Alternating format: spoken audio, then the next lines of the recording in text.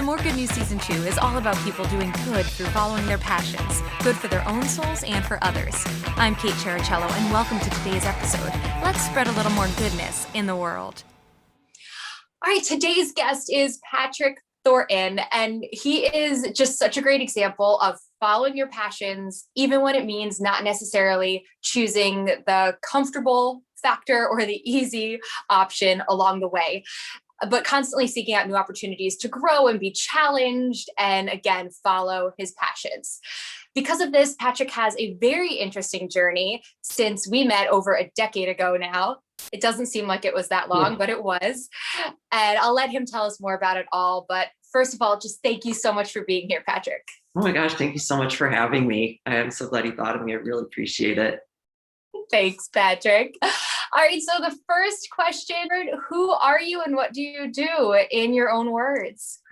Hi, so I'm Patrick Thornton, and I am, in the simplest terms, a writer and editor. I live in Chicago, and so for my business, I work as a freelance writer. I work a lot with other small businesses and entrepreneurs, not unlike myself, creating web content and helping them grow their businesses. I worked with photographers, accountants, lawyers, life coaches, a really wide array of folks. It's a great job for someone like me who gets bored really easily because I'm always learning something new.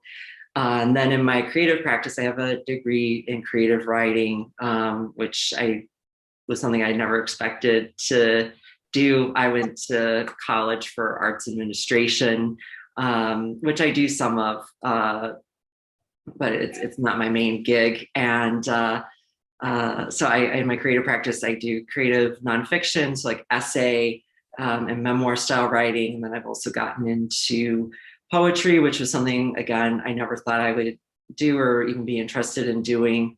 So I have a couple pieces coming out next month that I'm excited about. And then on the editing side, I'm the managing editor of the online journal and small press Ghost Proposal. I came on in 2016. My friend Naomi Washer founded it in 2012, our first semester of grad school.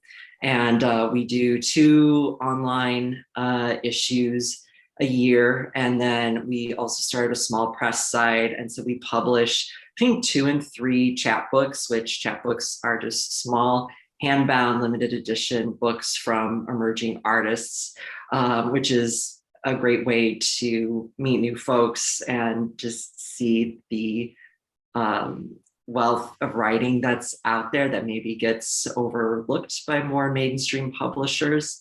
And I've also started working with clients on editing their own manuscripts, which I would love to do more of. One of my clients, they published their first book last spring that I helped them edit, which was really exciting, just to kind of be somebody's cheerleader and help them on that journey. So that's in the very bare bone terms, like you said. Like I've had pretty eclectic career path, but those are my main focuses in my work and life right now.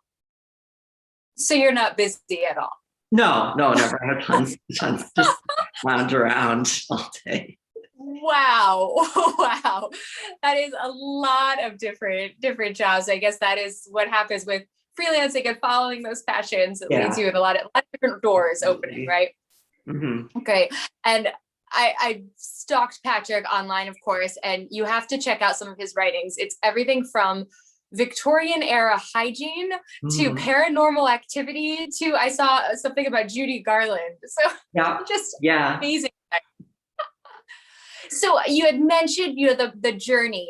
I would love to hear more about how you got to where you are today, how following what you loved brought you here, and just any insight on that path. Sure. Well, I always think about a relative of mine. She had like a great metaphor talking about life. She would talk about the fan of destiny and how like your life kind of like branches out like a fan and you go out like on the different edges, and if something's not working out, you can kind of redirect. But after a certain amount of time, it's like you can only get over so far. And it's like this very linear process where I feel like my metaphor would be like and like a bunch of pipe cleaners that somebody mashed together and then put in a drawer for 20 years and then like dumped out on the floor. And it's like, just let's just see what happens. Like, I feel like that's kind of my metaphor. So first of I didn't all, see that coming. okay. First of all, I never ever thought I'd be a writer. I was a kid who didn't like to read. I almost got held back a grade because I couldn't learn how to read. I started writing a little bit in high school, but again, it was just like a hobby, and something I did every now and then. It wasn't something I really started thinking about until towards like the end of undergrad. Like I said, my degree was in arts admin. I was interested in development and grant writing. So I thought like that's kind of how my writing life would come out. And then, I graduated in 2010. We were still recovering from a recession. So I really feel for everybody graduating from college right now. And my after college plans just totally fell through, and I didn't know really what to do, but it's like, well, I know I'm a good student. So while I was living with my parents, I started taking some graduate courses in English at a local university. And I was in a freshman comp or first year comp class, and the professor had said to me, he's like, because I'm old and I'm tenured, so I can get away with telling you this, but I think maybe you should drop out of this program and go for an MFA. And it was something I had been thinking about, but you just didn't think like I had that much to write about or that much to say or that much that anybody would be interested in hearing about. And so I applied to Columbia College Chicago's MFA program. I really liked it because I knew I wanted to do nonfiction, and they were one of the few programs in the country that had a master's just specifically in creative nonfiction. And I got in, we were a cohort of 10. And so I spent 3 years doing that and teaching freshman comp at Columbia, which I love teaching. And I feel like that translates over into my editing and working with clients, and kind of helping other people on their journey and figure out what they want to say. And then after that, I had thought about a PhD. I don't think it would really suit my personality. And so I decided, what am I going to do? And so I started freelancing, and I had a full-time 9-to-5 job and just freelance little by little on the side. And now I freelance part-time, and I do have a job with a nonprofit that's sort of outside of writing and editing as well. So I'm finally, it's like it took 10 years, but I'm finally using my undergrad degree a little bit and my master's degree. So that was, a very, and like I said, I just never thought I would be writing. I thought I would be doing something in arts administration. I had thought about going to school for library science, but I found in writing that I was able to meld sort of all of my interests into one thing. So I learned that, not having it figured out and like not necessarily wanting to do a 9-to-5 or feeling like that didn't work for me wasn't necessarily a bad thing. So that's a somewhat streamlined version of how I got to this point in my life and in my career. And I love that that example of you went for undergrad, and it wasn't until you said you almost graduated that you felt that you might want to go into writing. Yeah. Wow. And then you created this whole career in that didn't even, start until you were 21, 22 years old. Mm-hmm. That's fantastic. And then to circle back to now also work at nonprofit. Yeah. Such a great example of that, just letting the changes happen. If a door opens, exploring it. Yeah. I love that. Yeah. And I spent like most of my early to mid 20s fighting that because, it's like, that's when you think, everything. And now, and I still want to fight different things where I feel like I don't know how stuff is going to work out, but I've been really fortunate that it has all kind of dovetailed together in really serendipitous ways. But yeah, there was definitely a time. So if anybody watching this is like not feeling that, I understand. And I didn't always listen to the advice of just going with the flow and like waiting to write out things. But for me, it did finally work out even when I fought against it. Yeah. Amazing. I remember in college thinking 10 years down the line, that sounds so far. How could you, and now it's like back, you're like, oh, all of this has happened since, and we're still able to continue to figure things out. And it's great. Absolutely. Yeah.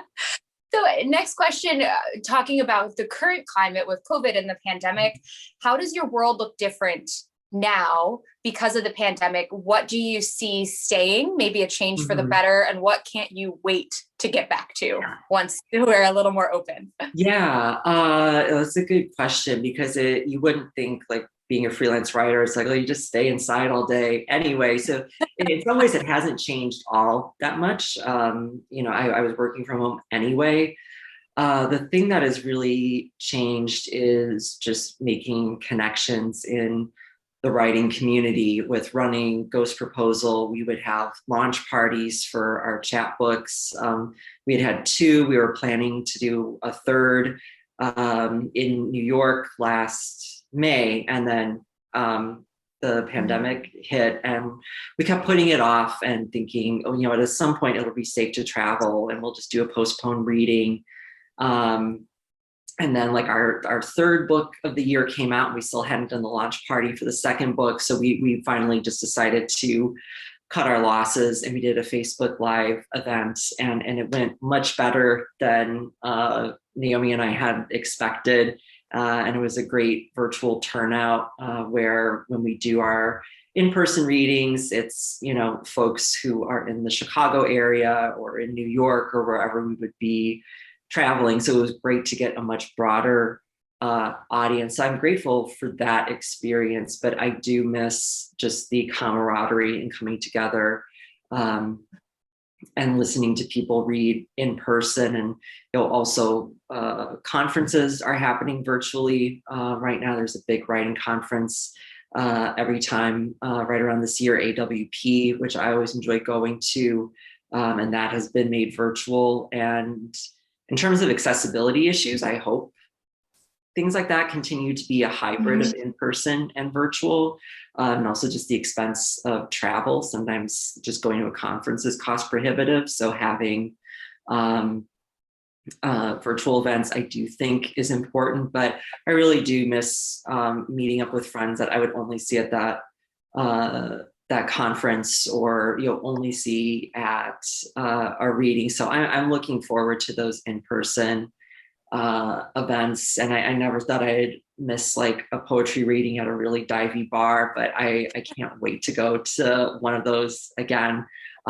So in those ways, it has changed a lot, but I hope it stays that there's some sort of multimodal component, so that if you're not in the area, you can still experience it in some kind of meaningful way. Because I think that is one of the positives we can take away from living through COVID. Yeah. Good answer.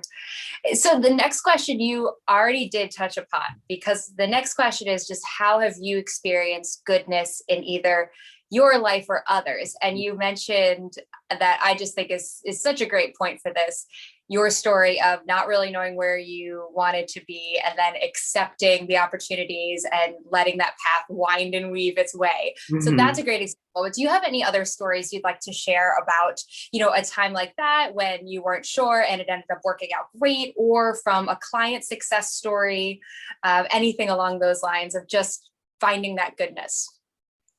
Yeah, absolutely. I think, a lot of it comes down to being open and vulnerable with each other. I work with clients from a lot of different backgrounds, and what I find is they're all, and myself included, are trying to do the same thing of forming and forging sort of an unconventional path. Like I said, I did a 9 to 5, and I had like the worst personality for it. Like I thought I could just like do a 9 to 5 and do my creative stuff on the side, and it just didn't work out that way for me. And that's what I find with all of my clients, that there is this commonality, and I think it does take a certain amount of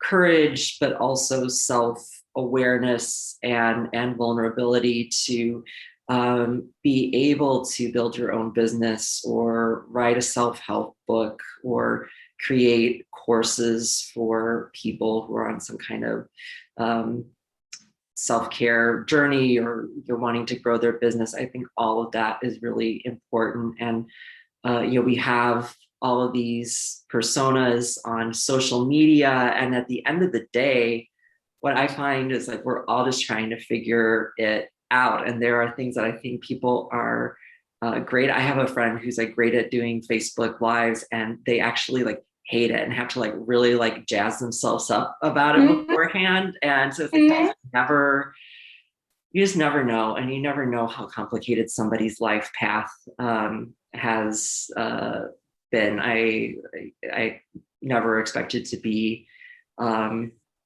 where I was, and I think just in terms of goodness, one of the something that's really stuck with me over the years was, like I said, I did write a little bit in high school. I remember my mom was a big fan of the mystery writer Sue Grafton, who I'm also a fan of. I hadn't read any of her books at the time, but we went to a reading and author signing when I was like 16. And so I had my notebook, and a lot of time I was like writing like really sad, really bad like song lyrics. Like I'm glad like I've erased them all from my brain and I don't have those journals anymore, but it was mostly that. And we were in the signing line, and Sue Grafton said, "Oh, are you a writer?" And I didn't know what to say. I was like, "Yeah, but like, I don't know like if I'm any good." And she's like, "Well, nobody really knows if they're any good." And that's like very simple advice, but something that's always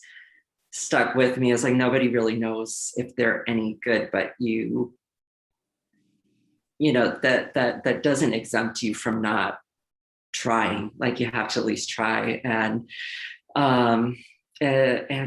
see. And I know she wrote her first book not really thinking it would get published or that would go anywhere, and then she ended up writing 25 books before she died. So I just always think of that advice that she gave a very shy and anxious version of me, who's now a little less shy and a little less anxious. And that kindness and goodness has just stuck with me over the years. So I would say those are probably the main, just in the past, and then in my life now, working with clients where I see goodness coming forward, and just seeing people finding their own voice, whatever their business or their passion is.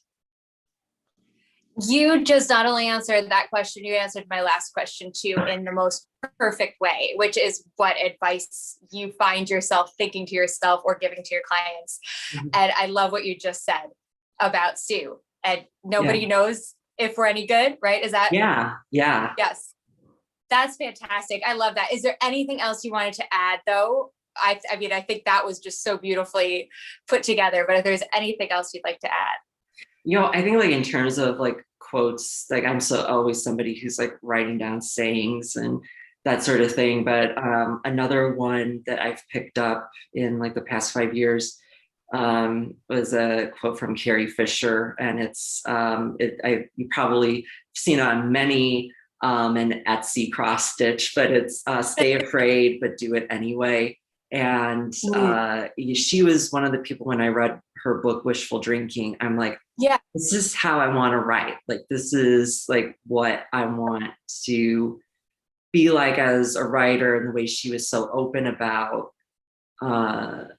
mental health. And it's like, if your story isn't funny, it's just true, and like that's unacceptable. It's like you have to find, embrace the absurdity of the things that come at you. And again, like being afraid, it doesn't have to stop you from doing the things you love. And that's not to say it's not easy and that it isn't really scary and uncomfortable, and that I'm not still, there aren't times that I'm not scared or uncomfortable. Like that certainly happens, probably more than I would like, but that's another piece of advice that's always stuck with me. And Carrie Fisher is another writer who I've gone to again and again for inspiration, not just in my creative life, but just in life in general. That's fantastic. And you all tying back to your great example of that, and everything is scary when it's not the conventional route. Yeah, and you went, absolutely. Well, keep that up, Patrick. That is inspiring to so many. And I think we're in a world now too, especially where being that multi-hyphenate is becoming more and more of, I don't want to say accepted. It's just becoming more and more popular because that's the way of the world. And I love hearing from someone else too, who just went for it and is finding that path, and the path goes like this. It doesn't go like this. So fantastic work, Patrick. Thank you so much.